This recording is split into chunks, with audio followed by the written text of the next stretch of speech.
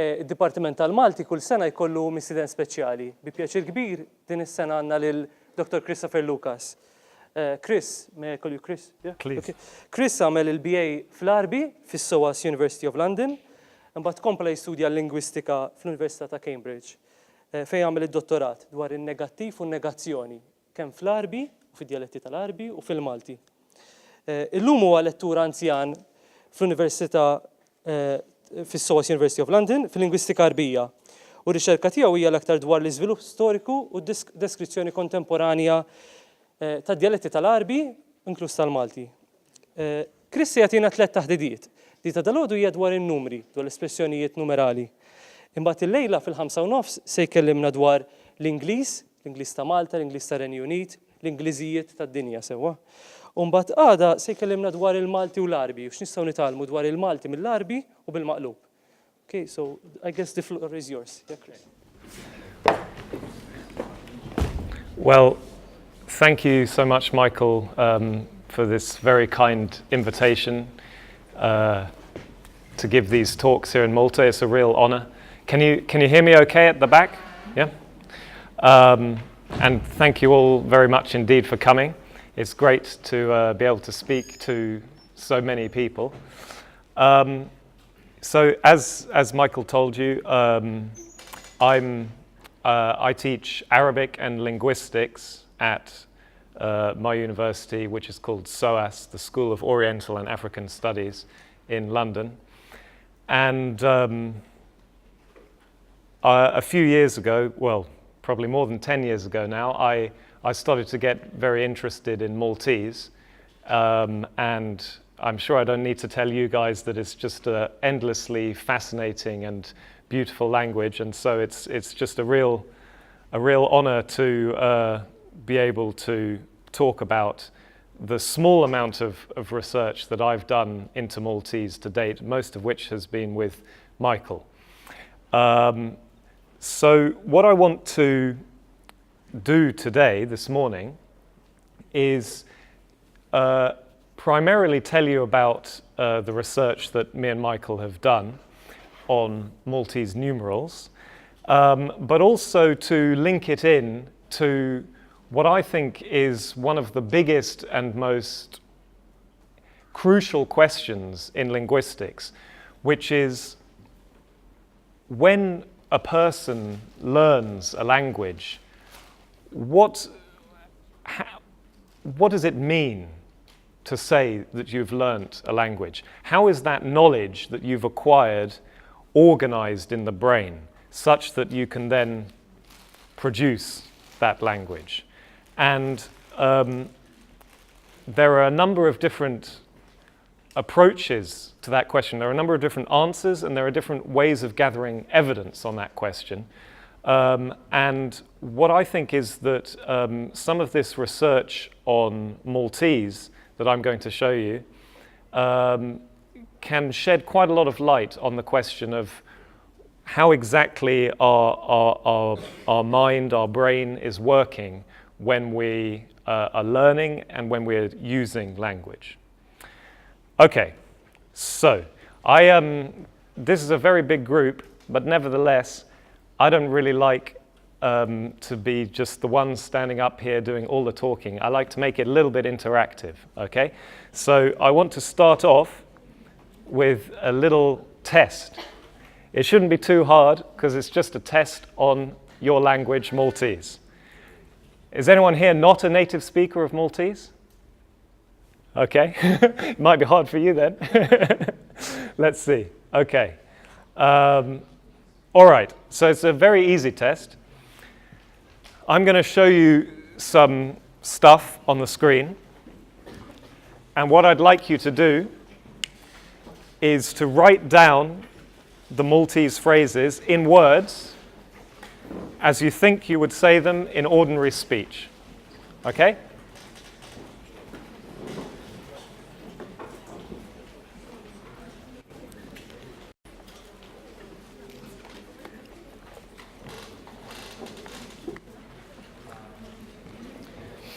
The most important thing about this test is don't think about it too hard. Just write it down without thinking. Okay? So this is we haven't started yet. This is the warm up to the warm up. This is the kind of thing you're going to see, right? So what are you going to write down? Someone tell me what you're going to write down. Erba pastizi, and you're going to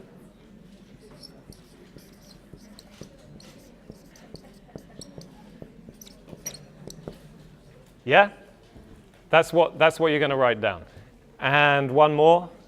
What are you going to write here? Okay.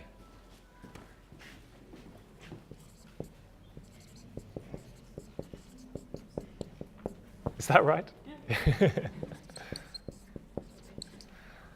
Okay. All right, ready? So I'm not going to give you long at all. Just write it down quickly without thinking.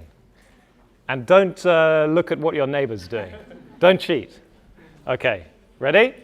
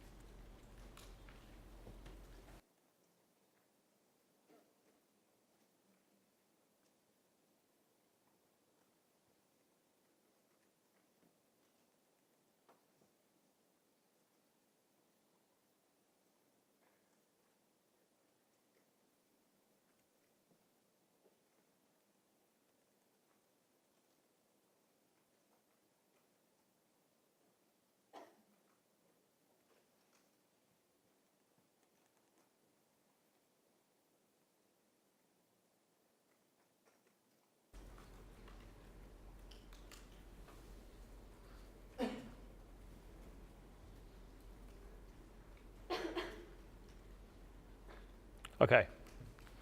All right, that was the test. Now I need a brave volunteer. Can I choose you? Sure. All I want you to do is just write down the answers that you wrote down up on the board, please. Thank you very much. Remember them by... No.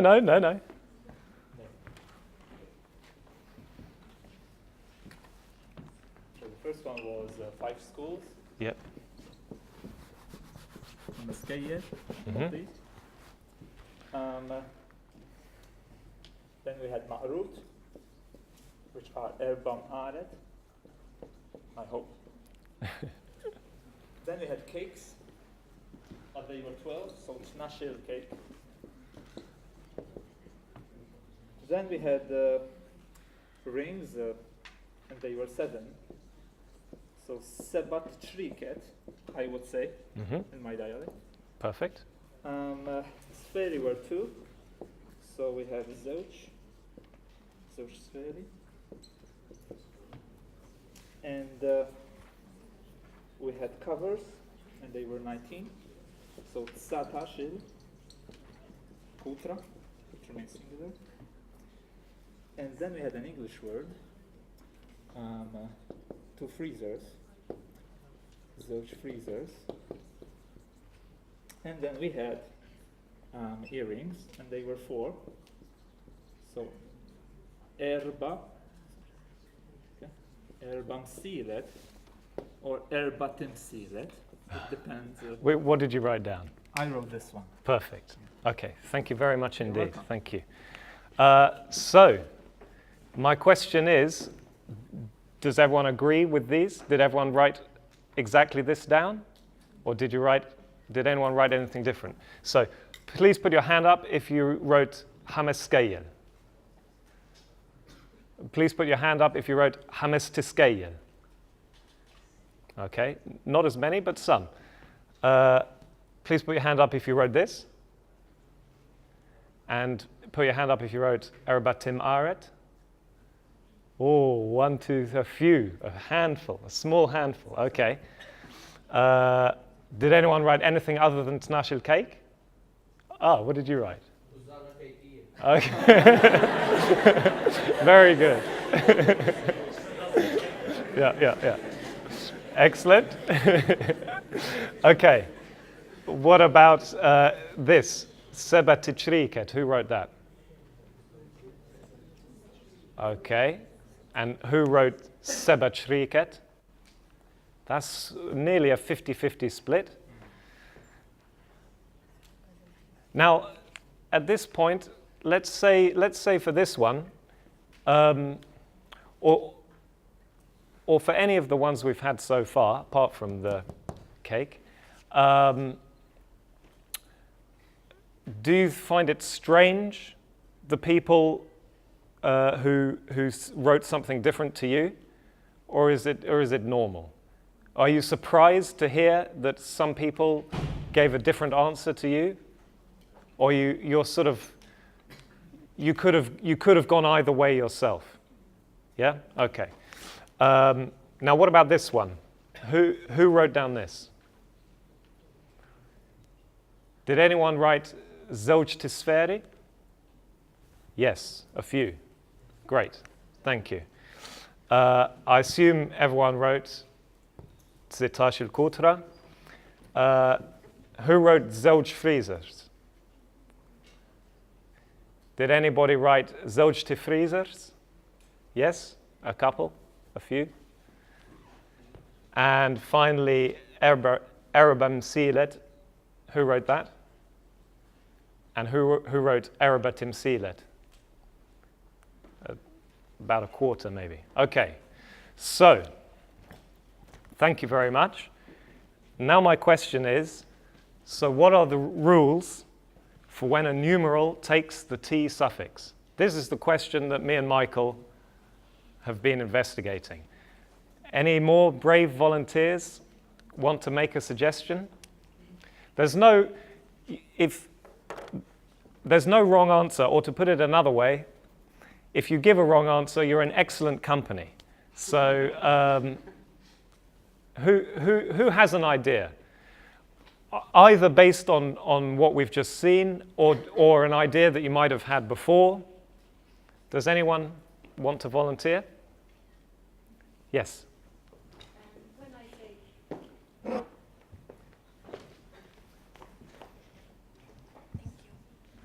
When I say I've got 4 chickens, for example. Yes. So I say erba fliles, għandi erba fliles. Yes. But then I would say those erba tifliles. Ah, that's very interesting. So something to do with whether if you've referred to them before, or fantastic. Thank you. I had never considered that before. We should look into that. Okay. Any other suggestions? When do you get the T? When do you not get the T? Yes. I think we need the yeah.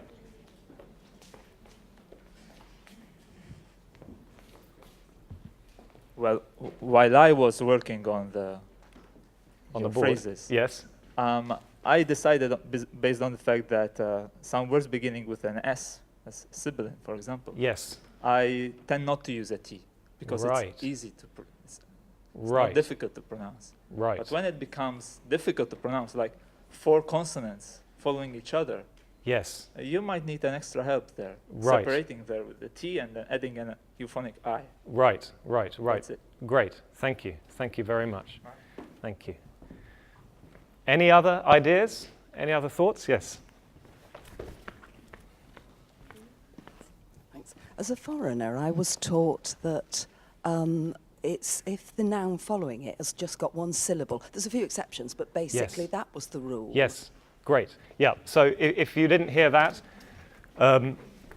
that was that this lady said, as a foreigner, she was taught that if the noun has just one syllable, then you're going to get a T. And that, yes, that's an important idea. Like I said, you know, serious scholars of Maltese have put forward the idea that number of syllables is an important factor. Obviously, all of these, the plurals, have, never mind about the... By the way, quick question. Anyone have any thoughts why I put in the 12 and the 19? I'm interested in the T. Are 12 and 19 relevant to the T? They're not relevant, are they? So why did I put them in?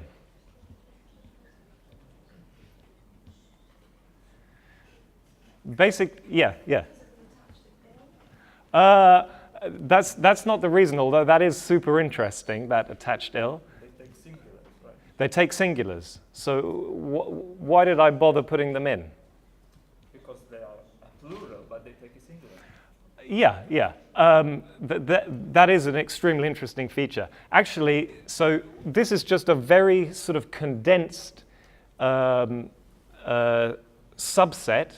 of the test items that me and Michael used when we gathered our data on this topic. And we're only interested in the numbers 2 to 10 because they're the ones that trigger a plural and T. But whenever you're doing an experiment like this, you need to put in these so-called fillers. And the idea of fillers is actually to distract. It probably didn't work in this case, but the idea of fillers is to distract your subjects, your experimental subjects, from what the actual purpose of the experiment is.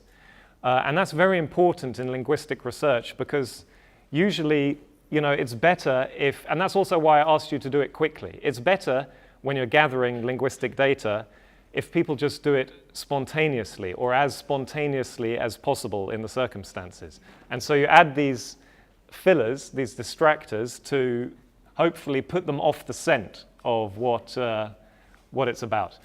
Okay. All right. Well, I think that's good for that for now.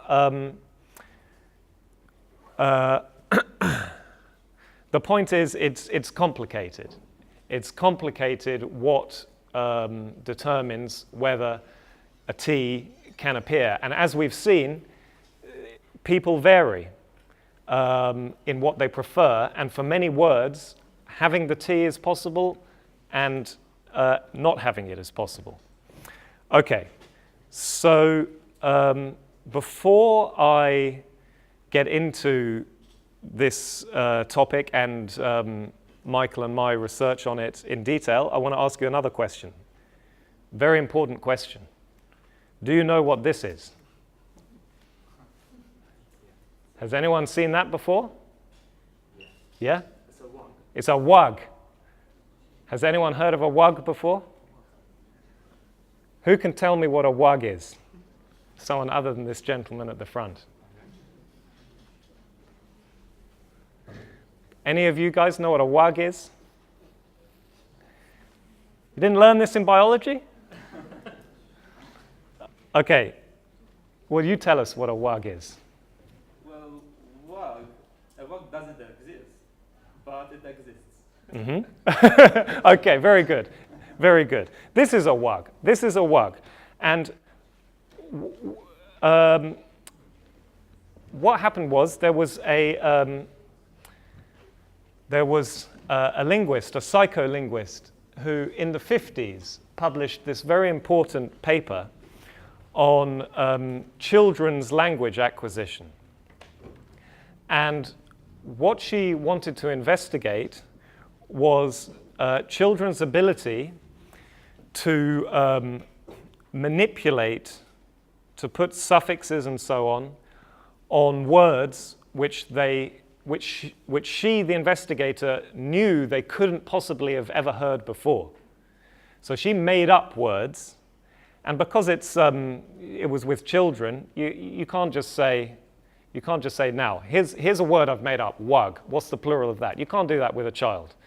So she drew these pictures, made these sort of fantasy creatures, and she showed them this. She said, this is a wug.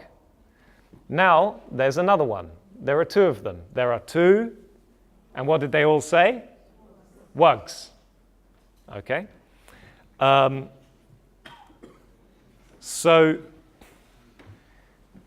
what we're sort of investigating here, well, what Jean Berko was investigating was not what is the rule for English pluralization, because linguists knew that.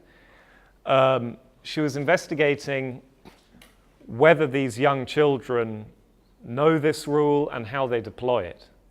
So what is the rule for English pluralization? It's pretty easy. What do you add? Yeah. You can get a little more complicated because, of course, we say wugs, right? We don't say, well, actually, perhaps in Maltese English it might be, well, never mind about that. Okay. But for example, box. What's the plural of box? Right. So depending on the precise nature of the final sound in the singular, exactly whether the plural is going to be z or s or is going to vary. But yes, the point is, there's a rule that if you want to make an English word plural, you stick an s on the end. But there are irregular plurals, right? That don't follow that rule. What's an example? Children. Any others? Tooth. Teeth. Ox. Oxen. Sheep. Yep. Colossus, colossi. Yes, I like it. Yes. So actually, there's sort of a tension here, right? Because, I mean, why is it that all those children so confidently, and all you guys so confidently said wugs, when you don't know that every English noun is going to have that S plural, because there are other ways to pluralize English nouns. Okay? So that's something we need to think about a bit. In this study, Jean Berko, she didn't only use wugs, and she wasn't only interested in nouns. Here's a verb example, okay? She drew this picture, and she wrote, "This is a man who knows how to rick. He's ricking. He did the same thing yesterday. What did he do yesterday? Yesterday he ricked." So, again, very easy question. What's the rule for putting an English verb in the past? ED in letters. And the sound, again, is a little bit complicated like the English. It might be a t, it might be a d, it might be id. But, yeah, let's just say you write ED on the end. But, of course, there are also irregular verbs. So this fact about English already makes us, it raises questions about, what is it that we know about nouns and verbs if we speak English, about how to pluralize them and how to put them in the past. It's actually it's not so clear what it is. I mean, we all know that the plural of sheep is sheep and the past tense of see is saw. But how do we know that? Why do we do that? And how do children learn that? And at the same time, how do we confidently know that the past tense of rick is ricked and the plural of wug is wugs? These are actually quite subtle and difficult and very interesting questions. So, why do children say things like I bringed instead of I brought? Why does that happen? Who has a suggestion? Yes? Because they know the grammar. I'm sorry? They know the grammar really well. They know the grammar really well. Well, yeah, they know the rule. They've learnt the rule, the regular rule, for making a verb past. You put ed on the end. So bring, bringed. So what they're doing when they say bringed is you can say they're over-applying the rule. It's complicated. In language, you've got to follow the rules, except you've got to know when not to follow the rules. which is tough. Now, why do children also say things like "I brang" or "I have hitten"? My son said he's 7. He's still not got it. He said, "I've hitten something the other day." Why does that happen? Because that's not following the rule, is it? What's going on there?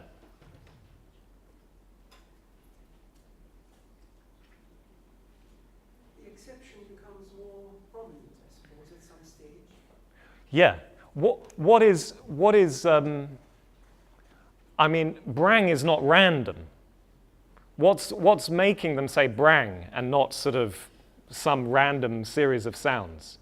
They've got some sort of model that they're extrapolating from. What verb are they thinking of when they say brang? Sang, presumably. Ring, rang, sing, sang, bring, brang. Makes sense. And what are they thinking of when they say hitten? Bitten. Maybe some others, I don't know. Okay. So there's this tension here, right? You've got to do two different things in language. You've got to apply rules regularly, but then there are irregular things, and there you've got to follow patterns, okay? And generalize one pattern from individual items like sing or ring or bite. Okay, you know about the King James Version of the Bible? This was a translation into English of the Bible done in the early 17th century. Here's something from there. But the servant that had received 1 bag of gold went and digged in the earth and hid his Lord's money. What would we say nowadays? Dug. They didn't make a mistake, okay? This is like a gem of the English language. But obviously English has changed since then. This is how it always used to be. It always used to be dig, digged. So what changed about the word dig? It went from being one type of verb to being another type of verb. What type of verb is it now? If it's got a past tense dug. It's irregular. So it went from regular to irregular. And what you see, if you look at the history of English, and I mean, this is not just English actually, it's a very general process. What you see is that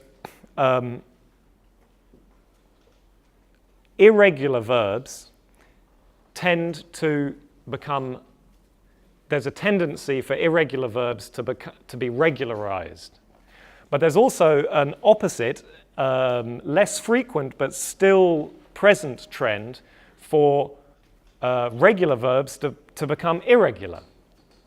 So you can see that there are these two different processes going on at once, and they're in tension. And the reason you have these changes over time is that it's, when a language has regular and irregular verbs, and regular and irregular plurals of nouns, that's a really hard problem for a child or an adult learning that language. To get it right, to know when to use the regular rule and when to make something, give it an irregular past. Okay. So, the theoretical questions behind all this are the following. And in fact, we can do another vote here. Okay? So the two options, and they're both very respectable options for how language works in the brain. Serious people have defended each option. The two options are this. Number one, do children and adults have abstract rules in their heads about how grammar works? Or do they just make decisions probabilistically, reasoning that words that sound similar will have similar grammatical behavior? So who votes for the first option? Almost no one. Who votes for the second option? A few more. Do any of you want to vote for some mixture of the two? I vote for a mixture of the two. Although it's not a very popular option among linguists. Okay, so let's have a look at the Maltese numerals data and see what that is going to make us think about which of these options is best, or whether it should be a mixture. Okay, so Michael and I have been working on this on and off for a number of years, and we've produced these two publications. And this was our question that we were investigating. What are the rules for when a Maltese numeral takes the T suffix? Of course, people have thought about this before, but they haven't focused on it quite as much as Michael and I did. And people came up with perfectly reasonable generalizations, but they didn't capture all of the data. So Michael and I realized that there was more work to be done here. But anyway, what did people say? Yes. Now, so the point is, one of the reasons we realized this was interesting is because people who have written on this before, they contradicted each other. Okay? So one camp said T is triggered by an initial consonant cluster in the following plural noun. Right? So the plural noun begins with a cluster of consonants, like S and K. A cluster of consonants means there's no vowel in between them. Okay?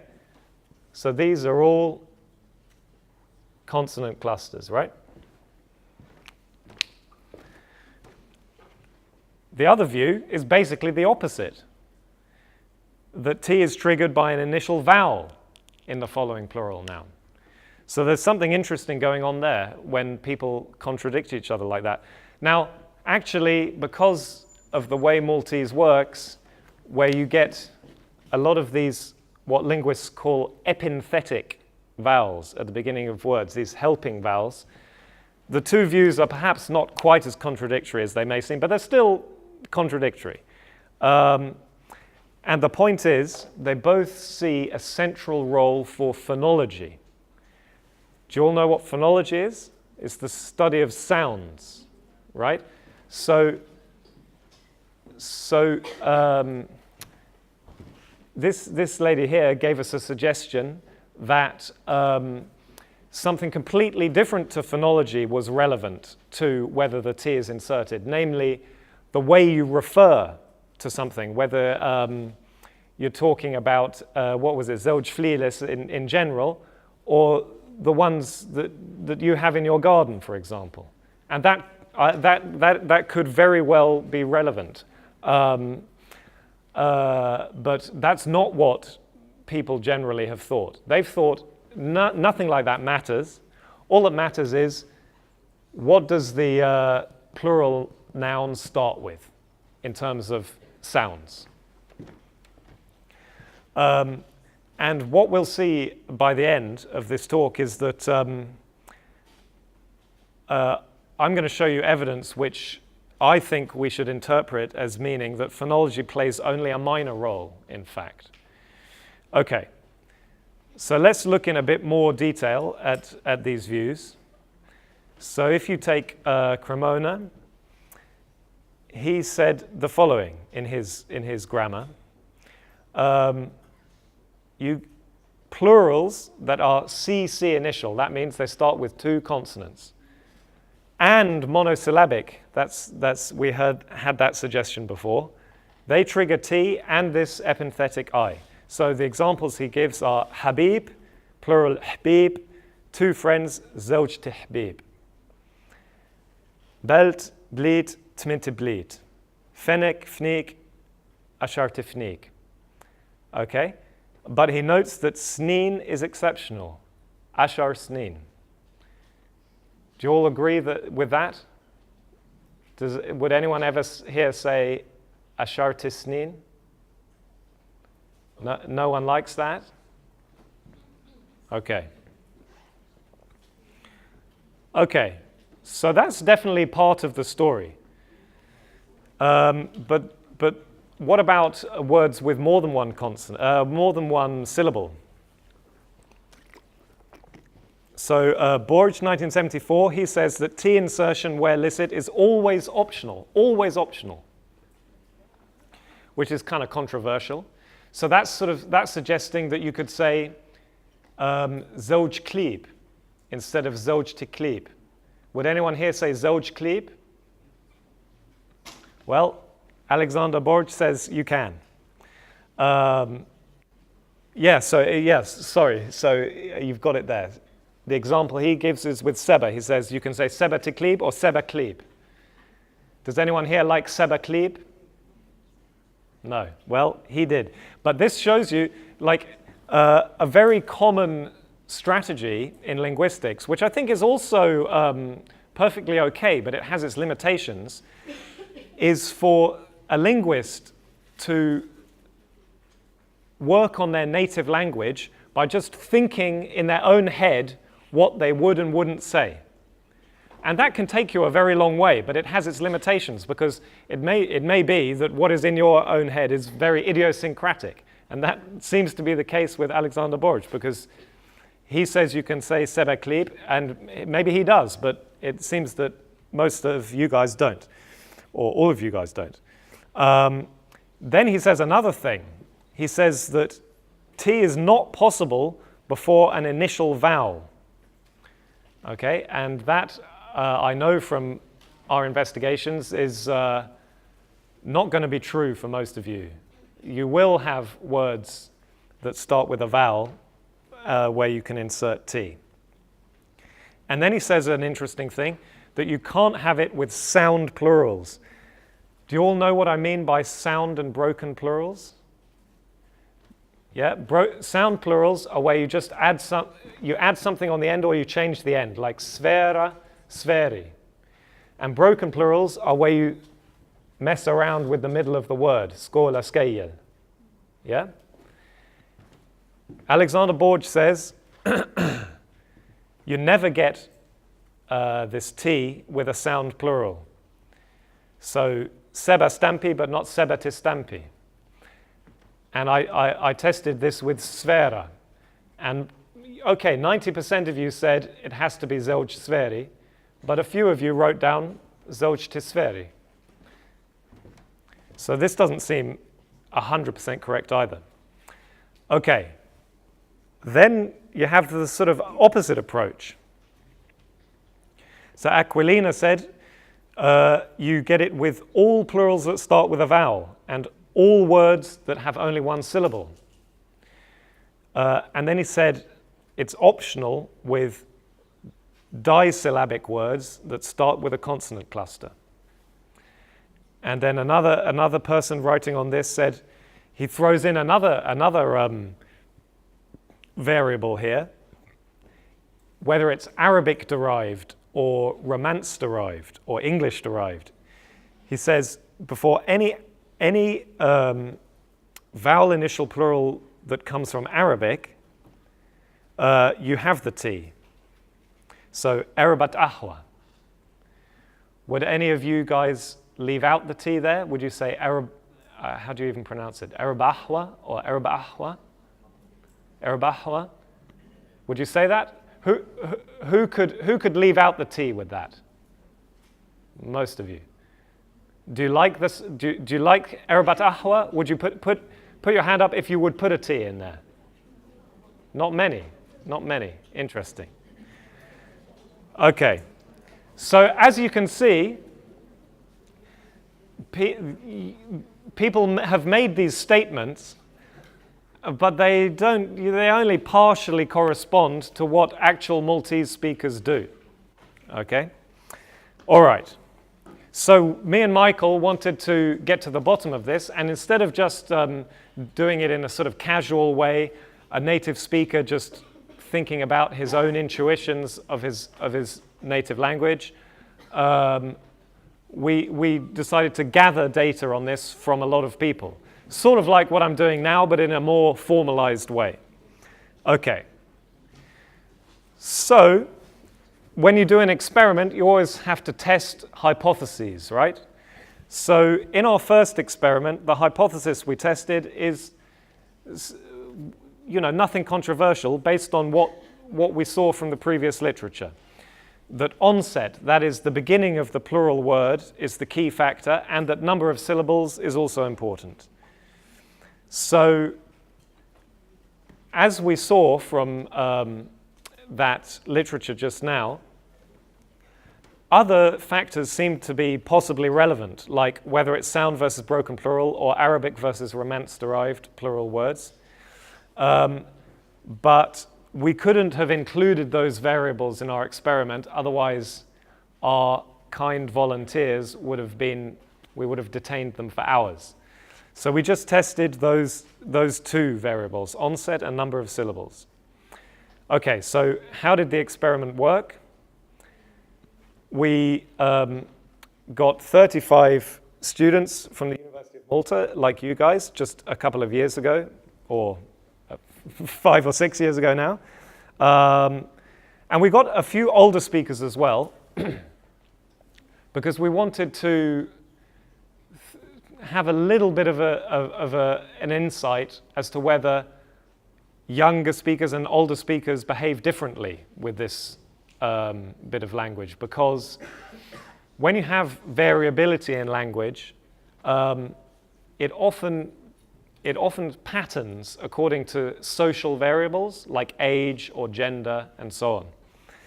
So that's why we had a few older speakers, and why we also made sure we had a balance of genders. So we paired a singular noun with one of these 7 numerals, like you saw earlier on. Then we had the fillers. I told you about the fillers, 1 to 19 with a singular noun. The task was, as you experienced, say the phrase as you would it. Except we recorded people. We didn't do any writing. We just got them to say their response. So you know all this. 2 to 10 take a plural noun, 11 plus a singular. We didn't use the numerals 3 or 6 in our experiment. Why not? Yeah, because they end in a T. So the version with or without T, with 6 there's no difference, right? It's sit. I think with 3 it's tlit versus tlit. But we weren't sure we could hear the difference, so we just left out 3. Okay, so we tested 56 different plurals in 8 different categories. We had plurals starting with a consonant cluster, which were monosyllabic. Maybe you can give the first handout now. Which were monosyllabic, disyllabic, or polysyllabic. Words, plurals starting with a consonant vowel, mono, di, or polysyllabic. And words starting with a vowel, di, or polysyllabic, because we couldn't find any Maltese plurals. Here's a little quiz for you. See if you can think of a Maltese plural that has 1 syllable and starts with a vowel. There might be 1 or 2, but not more than that.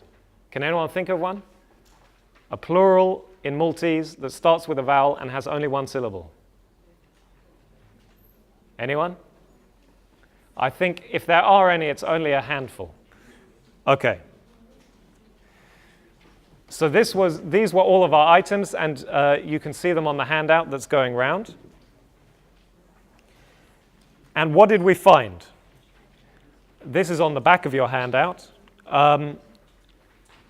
So you can have a look at the results there. It might be hard to see on the screen. What is the basic picture? The basic picture, first of all, the older speakers behaved exactly like the younger speakers. There was no difference there. And I haven't shown you it here, but also male and female, they behaved no different. We really couldn't find any social determinants of this variation. So this graph shows you the basic picture. And it's not very surprising based on what we saw before.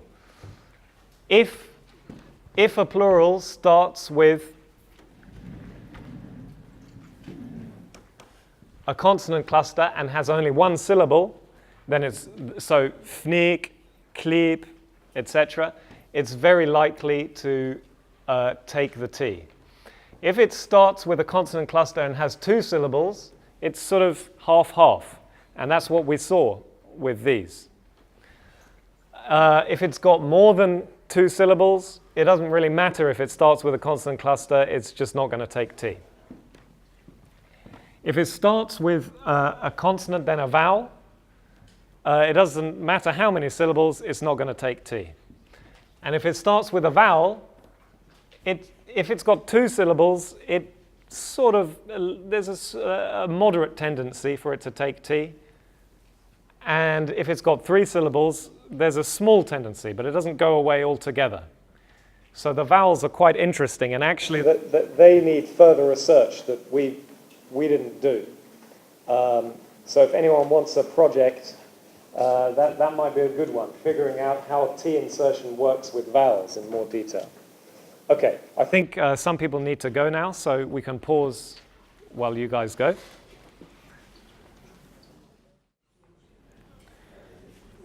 So, if we look at these results, what do we find? I already showed you this on the graph, but if we look in a bit more detail, if the plurals start with a consonant, then a vowel, then they're extremely hostile to this T insertion, regardless of number of syllables, broken versus sound, etc. The only exception is yin, right? With yin, you've got to insert T.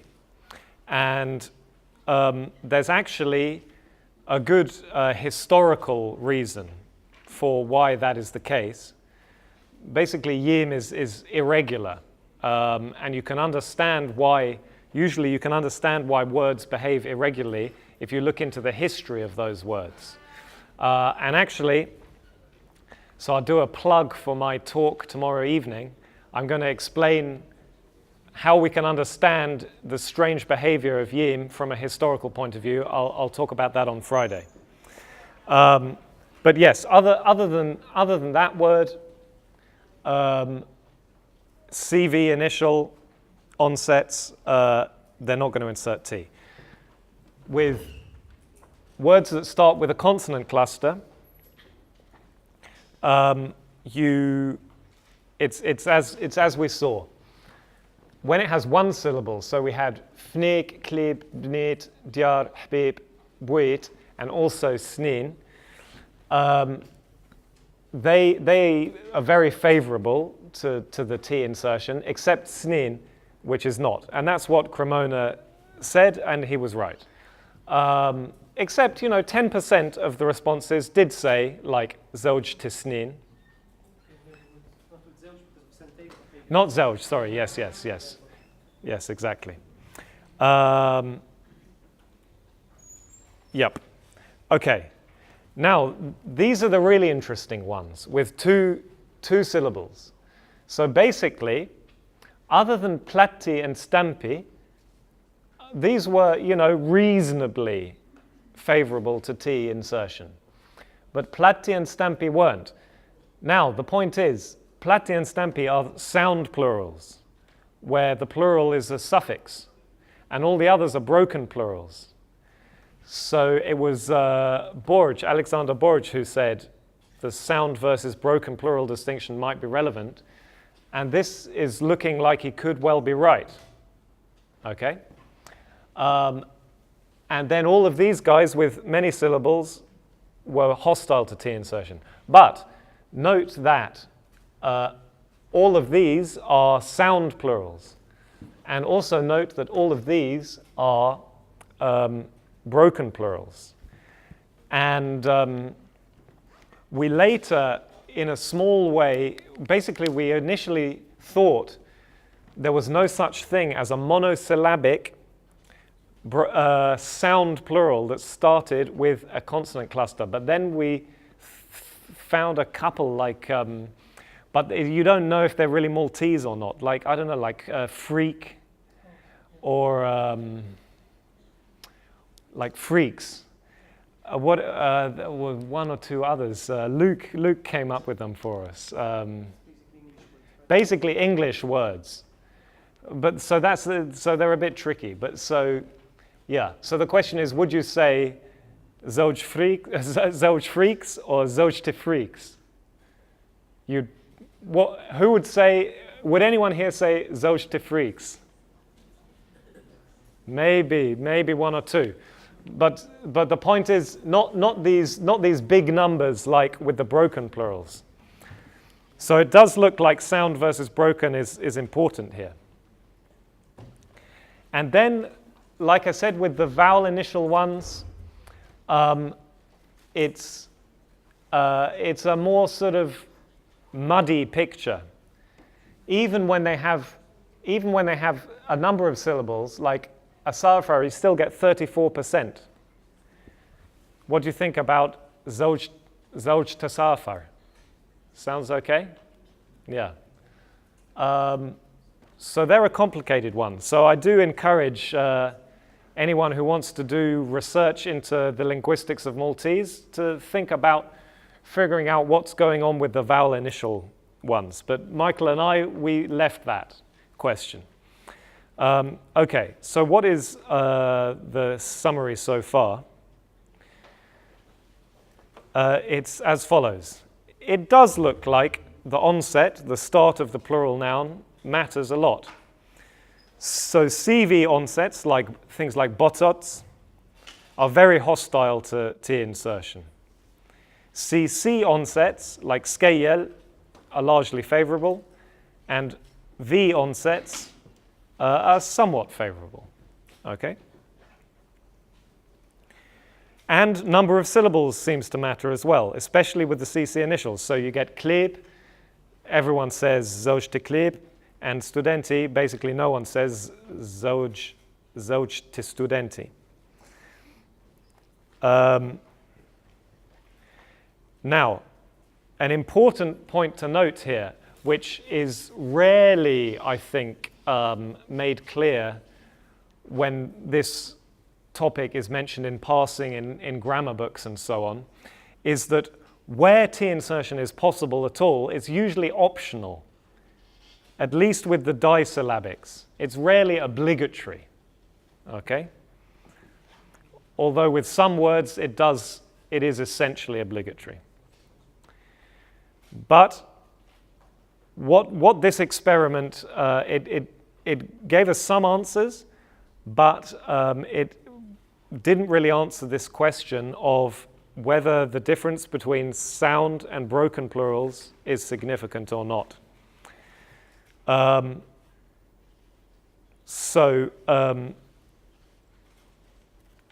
What a few people mentioned this distinction. So Borg we already talked about, and there's another book by Ambros, a German scholar. They say that T insertion never occurs with sound plurals. And basically our results were pretty much consistent with this. You know, you rarely get like 100% or 0%. It doesn't work like that in real life. People do strange things.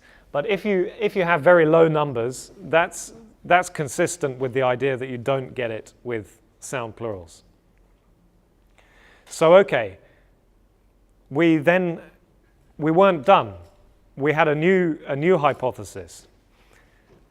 Maybe the number of syllables is unimportant or largely unimportant, and it's really just sort of piggybacking on a more important factor, which is sound versus broken plural. Okay? So we tested this with a new experiment where we held onset and number of syllables constant. Okay? So the only items we investigated, they all had an initial consonant cluster and 2 syllables. So basically, these guys.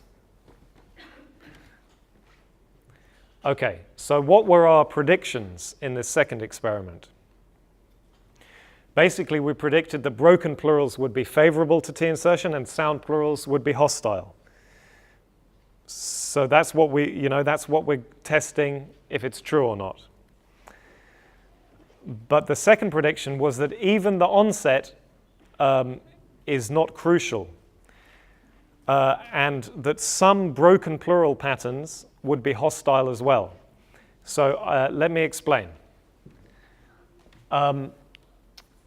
Take this plural pattern, botsots. Another example is like sopop. Okay, no one inserted T with that. Now the thing about plurals of that pattern is there are some plurals which have that basic pattern but have two consonants in the slot that's usually reserved for just the first consonant. And they're all, none of them are Semitic, they're all Romance derived. So an example is guerrer, wars, right? That's the same, can you see that that's the same basic pattern as botsots, with gue in the slot occupied by b, okay? So our prediction is, the point is, guerrer starts with a consonant cluster. And from our first experiment, and it's a broken plural with two syllables that starts with a consonant cluster. Our first experiment would lead us to think that that should be favorable to T insertion. But actually, our hypothesis that we wanted to test with our second experiment was no. Even though it's a broken plural that starts with a consonant cluster, because it's basically of this botsots pattern, it's going to behave like botsots and be hostile to T insertion. Okay? So that's what we wanted to test, and we thought that other CC initial disyllabic patterns would be more favorable. So like this, I think I can get, no, okay, sorry. So all these letters I know are very hard to decipher, so I've got examples. So a pattern like bramel should favor T insertion. A pattern like kneyes should favor T insertion. But a pattern like guerrer should not favor it. That's our hypothesis. So the point is, you can't say CC initial broken plurals favor T insertion. You have to specify which patterns exactly you mean. Either this, which is like bramel, this, which is like kneyes, or this, which is like fneek. Okay? And not this, which is like botsots or guerrer. Okay.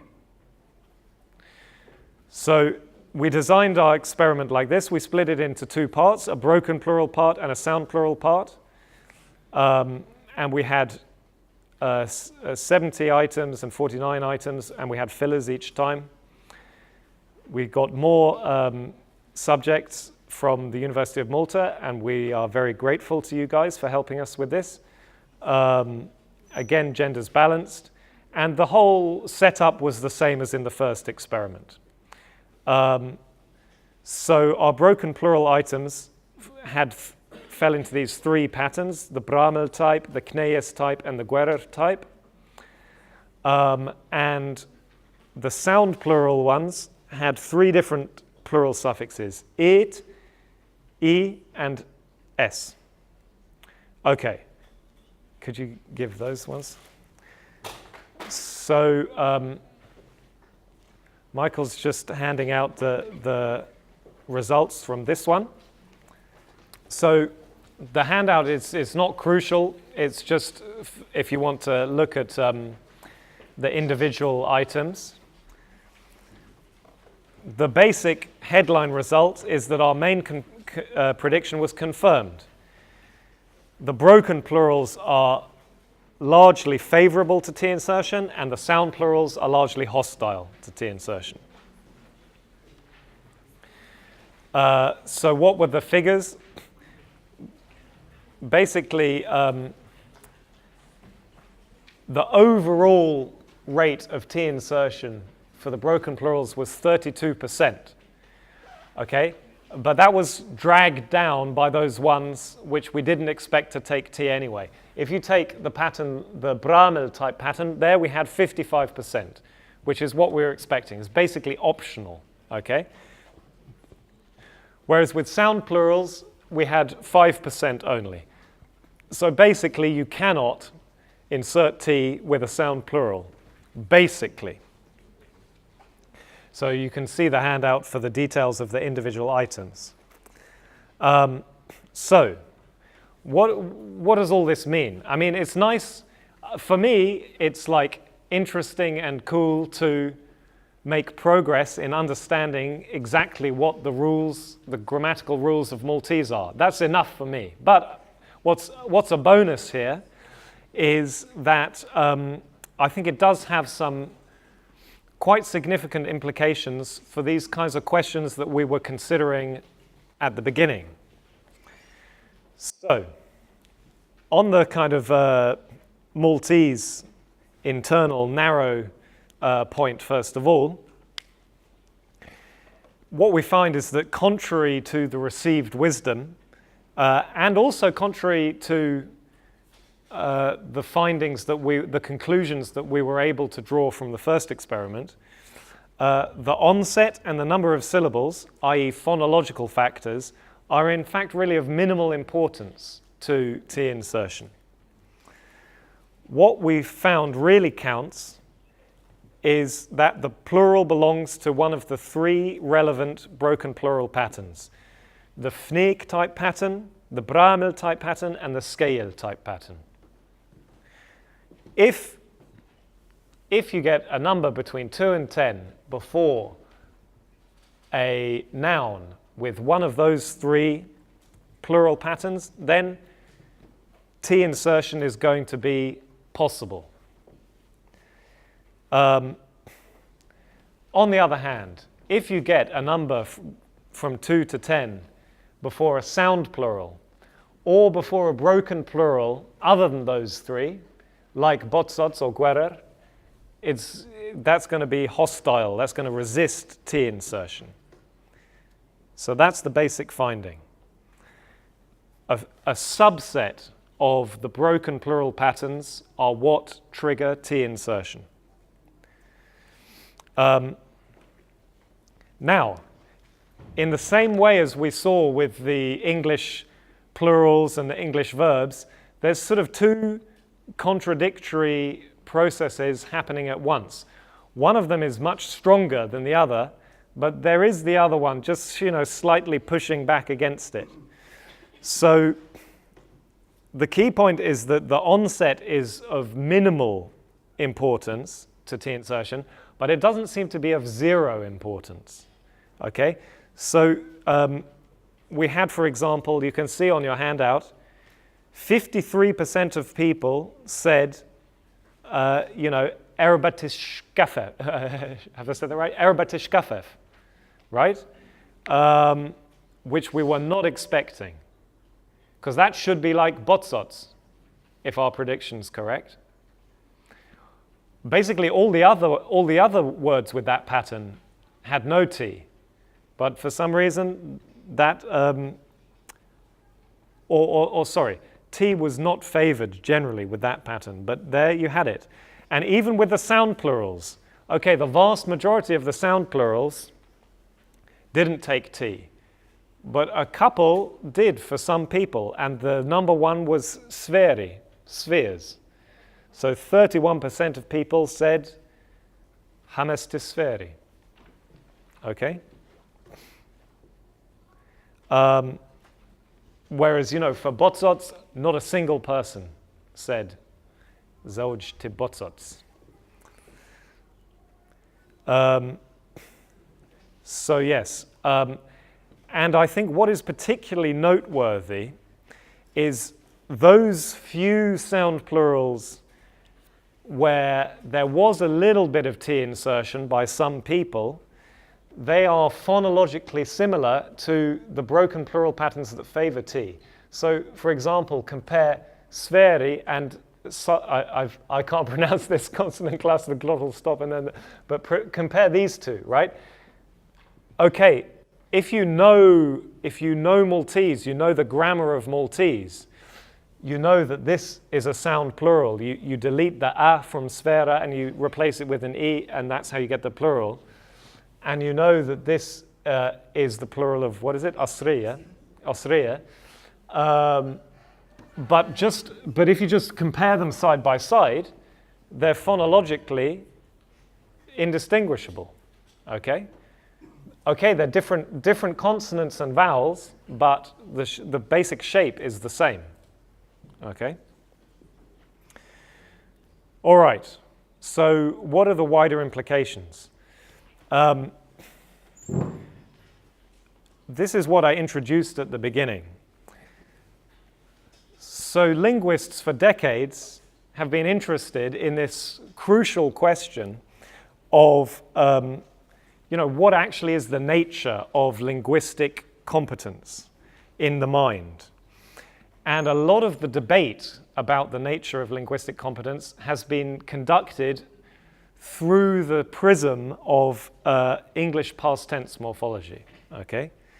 And there's actually three camps.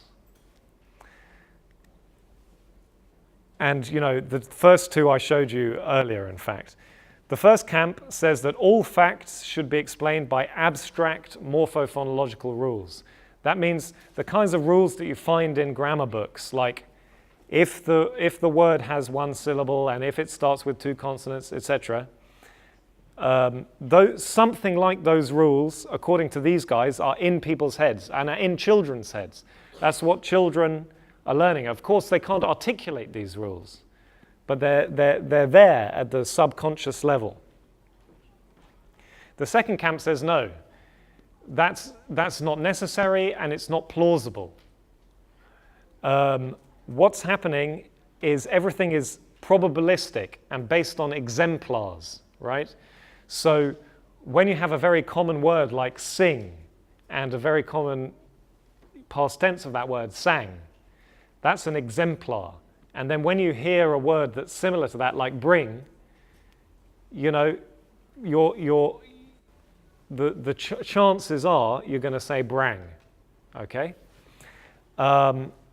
So it's a very different approach, but equally popular among, it's really about your kind of philosophy of how language works, which dictates which of the two camps you're in. Except there are people who have, when talking about the English past tense, have taken a sort of hybrid position, which is that you have rules and they're primary, you have these abstract rules, but probabilistic, exemplar-based reasoning also plays a role. So what implications do the Maltese facts have for these debates? Well, I think they clearly show that human beings, children, acquire grammars where lexical items, words, are assigned to abstract morphosyntactic categories, like the different Maltese broken plural patterns, that are not reducible to mere phonetic similarity, okay? So when a child learns any language, but let's take Maltese as an example, they're kind of looking, of course this is all not conscious, it's all below the level of consciousness, but if if you allow me to speak sort of metaphorically as if they were doing it consciously, what they're doing is they're looking to systematize the data that they're exposed to. They hear all this language and they're trying to find out what the categories of the language are. And they really do establish categories and assign the relevant words to the relevant categories. Okay? That must be the case based on what I've showed you about Maltese. Because those different broken plural patterns really are relevant. And you can't tell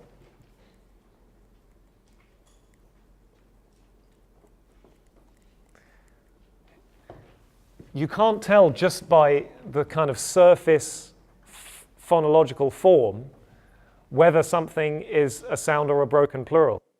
Right? You have to assign it to this abstract category, right? If imagine sferi was a made-up word, you wouldn't know if it was a sound plural or a broken plural. You wouldn't be able to tell. You only know because you know that the singular is sfera, and you've assigned sfera to the sound plural category in your head. And it's the same vice versa for sari.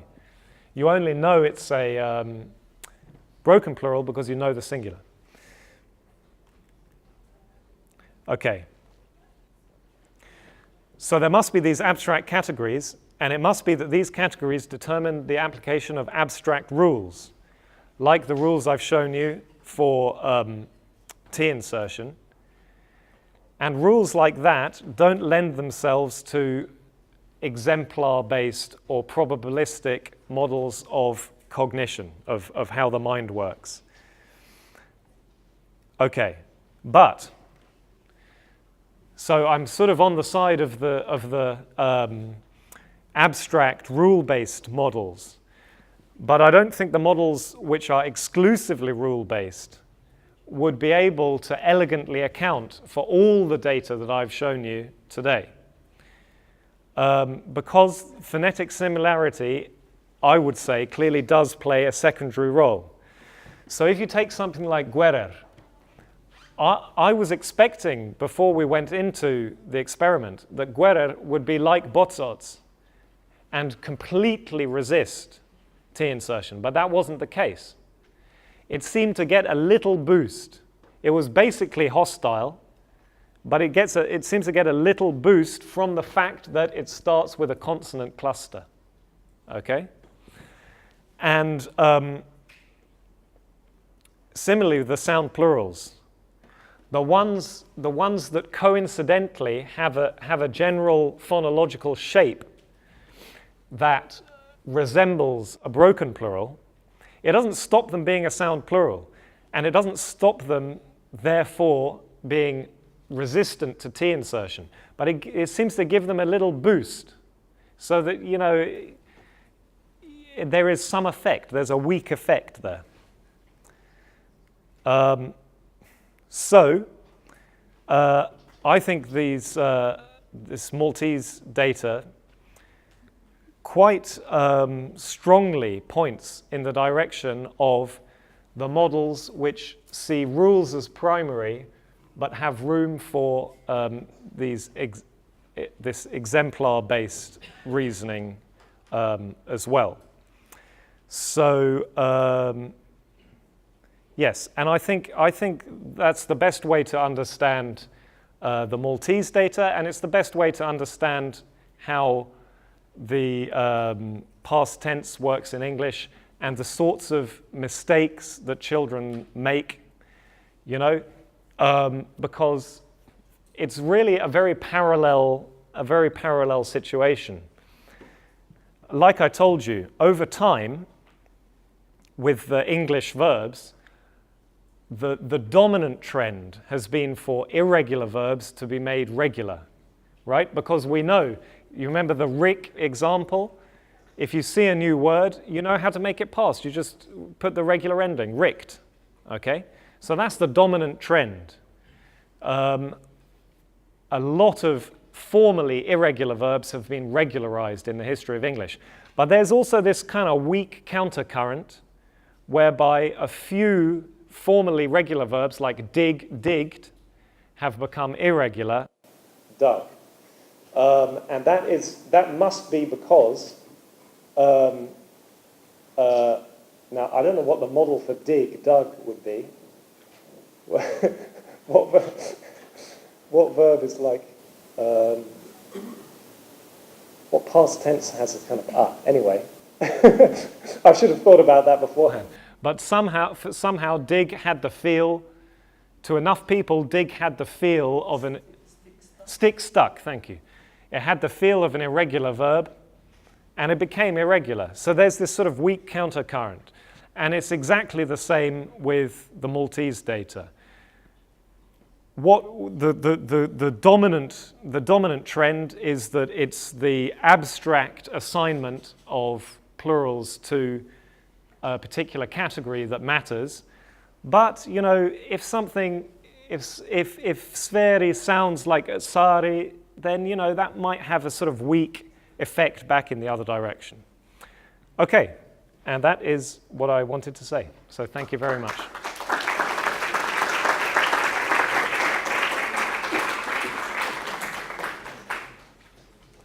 Thanks very much, Chris. This was really interesting and interactive. Now we have some time for questions. Just raise your hands and please use the mic.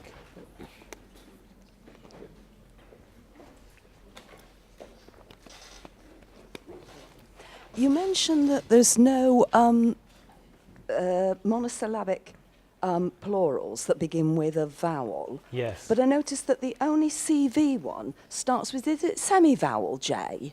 Yeah. I don't know, I'm a foreigner, but, and then so I wondered, did you investigate like the semi-vowels, or am I just, because it kind of just stuck out to me. And also where the were is a semi-vowel as well, I think, is it?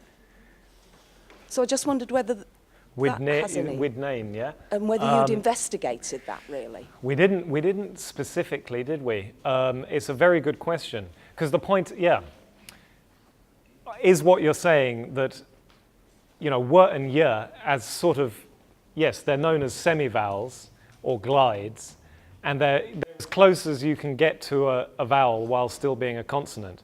And if the consonant-vowel distinction is relevant to whether you insert T or not, it's very natural to expect that a semi-vowel might be more vowel-like in its behavior. Yeah, I think if I kind of cast my mind back, I think we did consider that, but you know, like I said, a native speaker consulting his or her own intuitions is okay as a start. And I think basically Michael thought for himself whether it seemed to be relevant, things like widnane or others starting with yeah or were, and it seemed like they just behaved like the consonant initial ones. And so then we didn't investigate it. Now, you know, so therefore I can't really say, right? That's the point. I'm not going to say because Michael thought it wasn't relevant, it's not relevant. No. Because it seemed to Michael that it was perhaps not relevant, we didn't prioritize it as something to investigate. But if you investigated it properly, you might find that it came out to be relevant. But yeah, as of now, I can just say tentatively that it appears that they just behave like ordinary consonants. I mean, it's also true for the example I kept using, guerer, right? Because the second consonant is again a glide. Yeah, it's certainly something that would be worth investigating.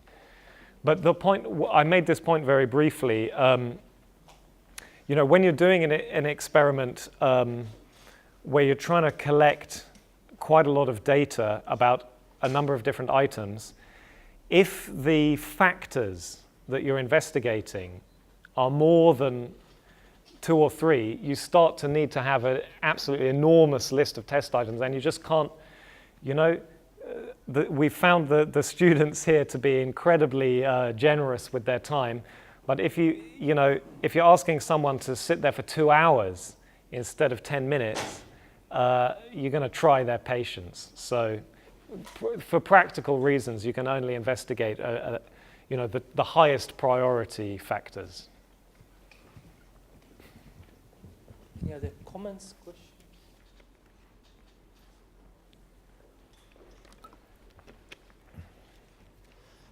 Regarding certain patterns, such as the one you use, such as sari and sferi, yes, since they both have a similar construction, yes, would you perhaps consider etymology being a factor? Because obviously, sferi is of Indo-European origin, whereas sari is more likely to be Semitic. So do you think that etymology might have an influence on whether we might add the bound T to numerals in counting?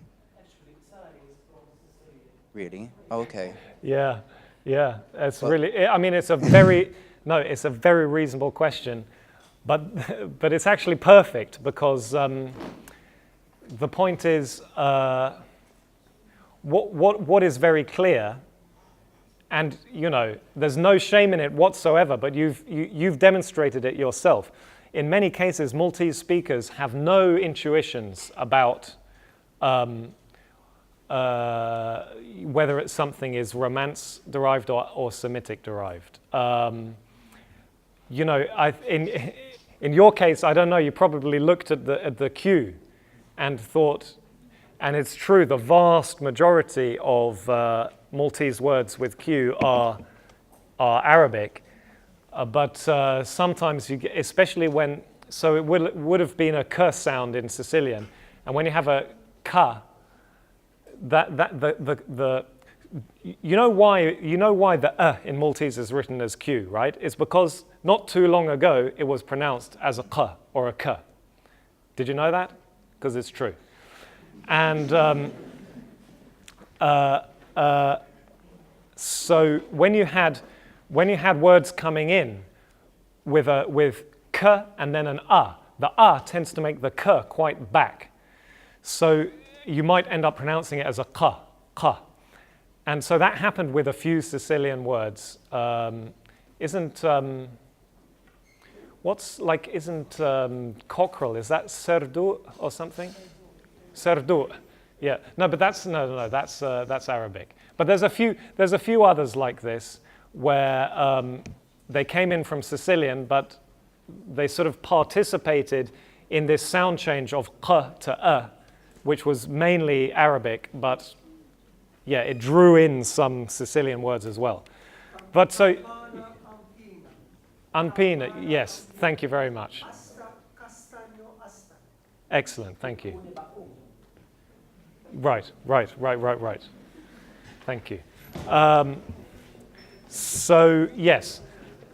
So, the point is, it's very reasonable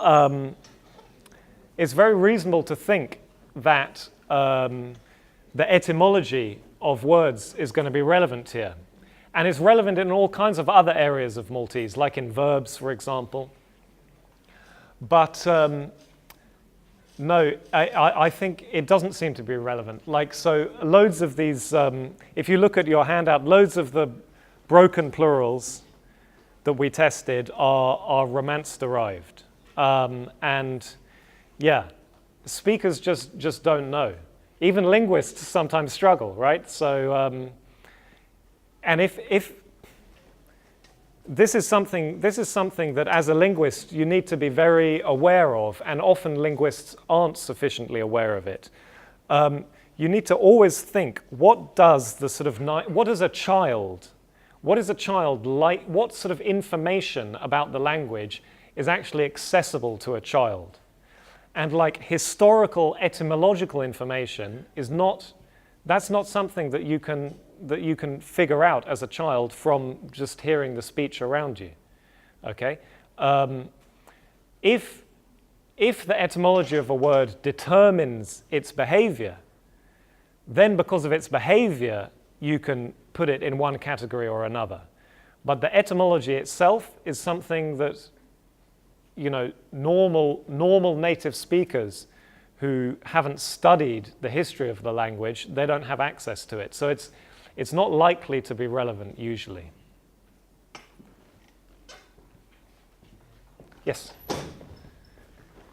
I think they want you to, for the recording. Hi, this might sound a bit silly, but No, in your tests you avoided the numbers 3 and 6, yes. right? Well, in Maltese we do have different types, even for 3 and 6. For example, we say tlita when the number is, for example, isolated or Yes. we are counting. But we Yes. do say tlit titfa, for example. Yeah. Do you think that numbers 3 and 6 could be some kind of trigger for the kind of addition of t when you wouldn't need or normally tend not Yeah. to use T because there's a T in 3, there's a Yeah. T in 6, so Yeah. the speaker might think, why I shouldn't put a T even with the other Yeah. numbers? Yeah.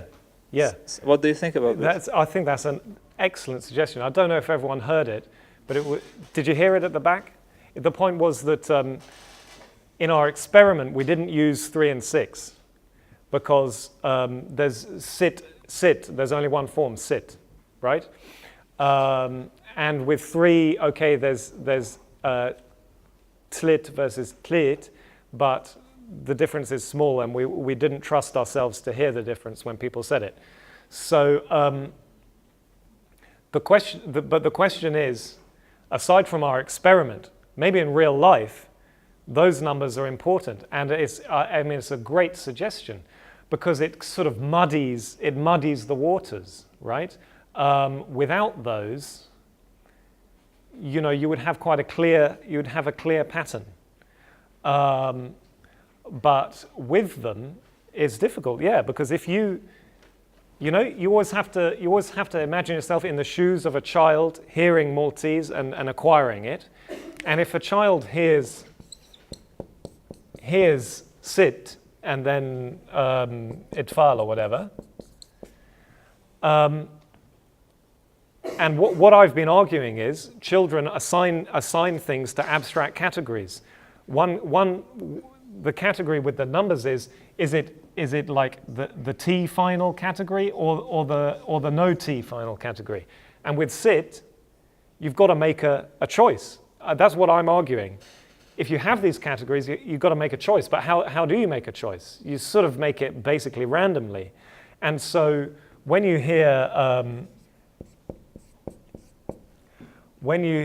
sit neputiit,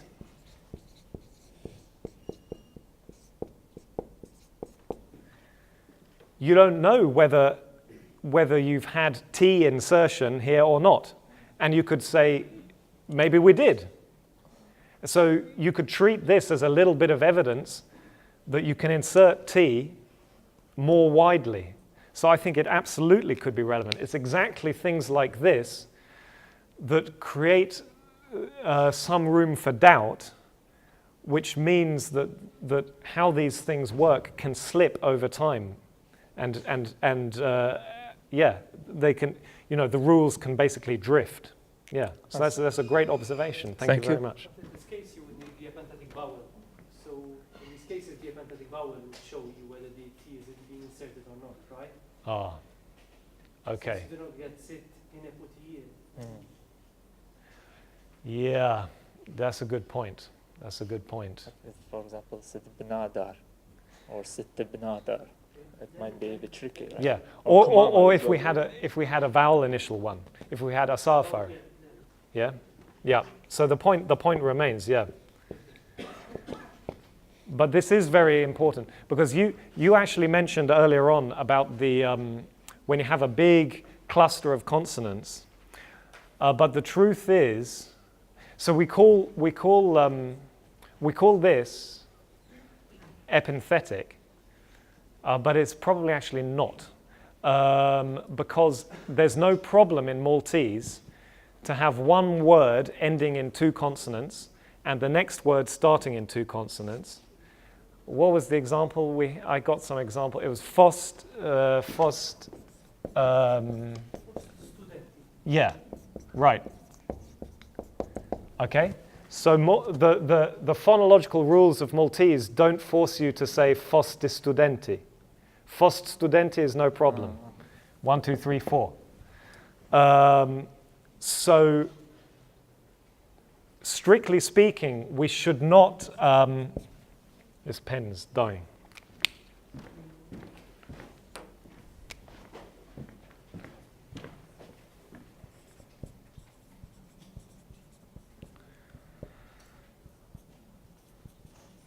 So strictly speaking, we should not call this an epenthetic vowel in this, or it's not. It doesn't come because of the phonology. It doesn't come because of the consonant clusters. It's something special about this construction, right?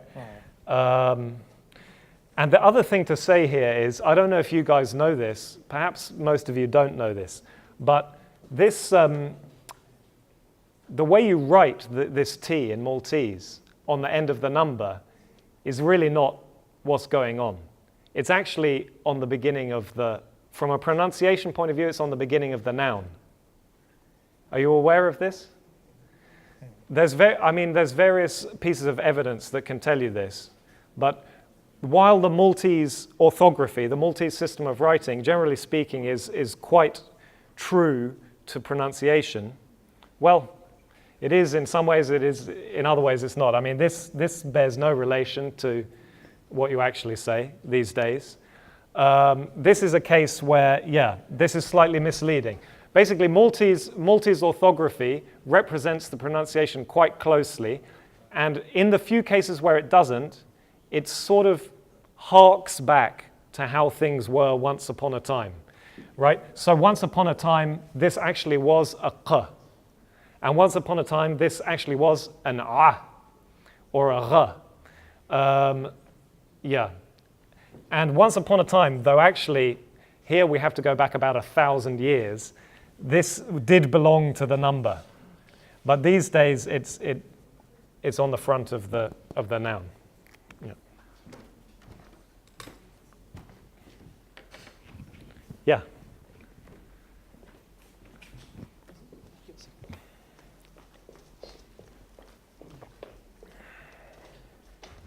Grazie. Thanks for this very fascinating subject. I apologize, I arrived very late, so you might have answered the two questions I'm going to ask now. So just a couple of questions. First of all, I was wondering whether for the examples where the percentage is not just 1 or 2, but perhaps 20 or 30, yes, whether you checked whether this varied by geographical location of the subjects. Yeah, not in a systematic way. We asked everyone where they came from. The trouble is 80, 90%, or no, what we asked specifically was do they speak a dialect, I think, like one of the Maltese dialects. 80, 90% said no. So it's not, we don't have enough information to be able to say anything clear on that issue. But again, it would be a very reasonable prediction to imagine that different dialects treat this phenomenon differently. But the very little information we have so far has not given us evidence that different dialects do treat it differently. Not even just which main island, whether they were from Malta or Gozo, perhaps. No. So I don't have evidence that the difference is irrelevant, but I definitely don't have evidence that it's relevant either. So, yeah. Thank you. And my second question is with regards to words which themselves start with a T. Yes. So for instance, in this list I'm seeing now, I can see Tnalia and sorry. Hello, sorry. Yeah. I can see several words which start with a T themselves. Yes. I'm wondering whether, so for instance, 2 of them have 0, whereas Travi has 11%. I'm wondering, I don't know if this question makes sense at all, but whether this could partly depend on the way, on the speed of saying the word preceded by zewj, right? So for instance, whether it's zewj travi, zewj travi, yep. I think they're very, very close to each other. Yeah. So I wonder whether you tried to decipher, how you tried to decipher what exactly the participants were saying. Again, I apologize if you touched on this before. No, it's an excellent point and an excellent question, and I hadn't addressed it.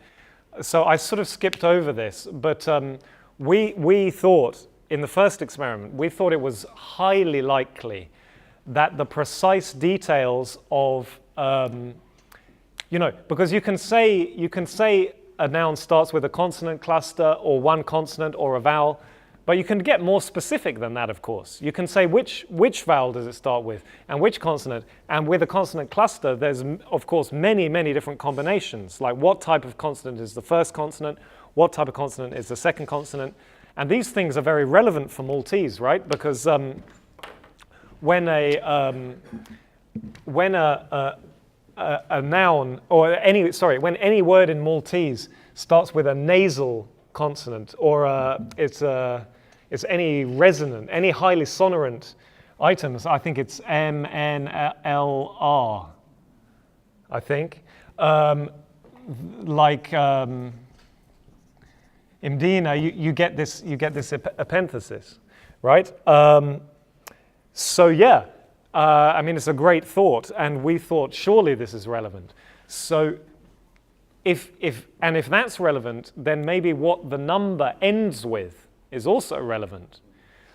So we investigated that in the first experiment. That's why we didn't just like randomly choose one number, say Zoj or whatever, and do everything with Zoj. We chose all numbers, all relevant numbers, apart from 3 and 6 because it doesn't work, and we found it made no difference. We found it made no difference at all. And then in the second experiment, we still had different numbers, but we weren't testing the numbers systematically. But what we were doing systematically is we made sure we had, if you look at the list, there's a lot of variety in what the words start with, right? And so, that we investigated that systematically. And however you did it, whether you did it in a very fine-grained way with, like, we had a fine-grained thing where we had sort of 12 categories of onsets, or the most coarse-grained one was, is the first letter one of these guys, or is it not? And either way, it ended up that it made no difference.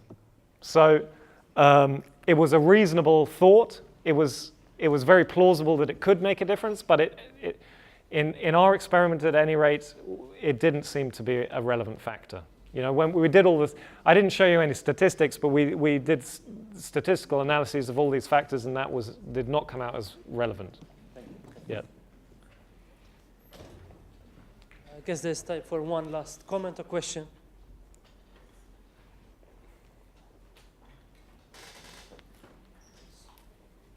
Okay, so I think that's it. Yeah, thanks very much. All right. And we see you this evening at 5:30. Okay, thank you very much.